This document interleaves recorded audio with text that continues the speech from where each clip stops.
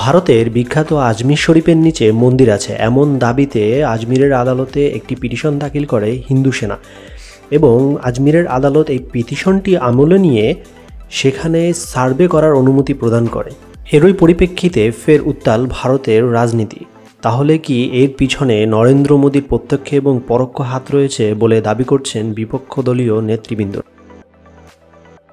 তাদের দাবি, নরেন্দ্র মোদী তার রাজনৈতিক এজেন্ডা এবং তার বিফলতাকে ঢাকার জন্যই নতুন করে ধর্মভিত্তিক রাজনীতিতে প্রবেশ করেছে। ভারতের বিখ্যাত আজমির শরীফকে ভেঙে সেখানে মন্দির স্থাপনার পরিকল্পনা করছে।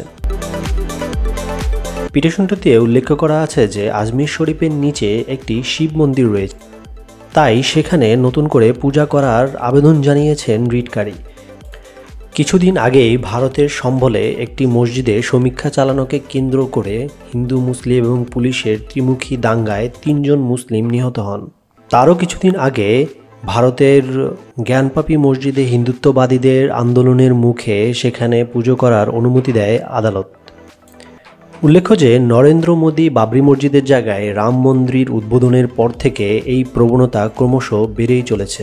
আজমির শরীফের পিটিশনে দাবি করা হয় আজমির শরীফের চারপাশে হিন্দুদের বিভিন্ন ধরনের নকশা এবং খোদাই রয়েছে। আজমির শরীফের পিটিশন নিয়ে উগ্রবাদী সংগঠন শিবসেনার প্রধান নেতা বিষ্ণুগুপ্তর দাবি, আজমির শরীফকে সংকটমোচন মহাদেব মন্দির হিসেবে ঘোষণা করা হোক এবং তাদের আরও দাবি আজমির শরীফের যদি কোনো রেজিস্ট্রেশন থাকে সেটা বাতিল করা হোক।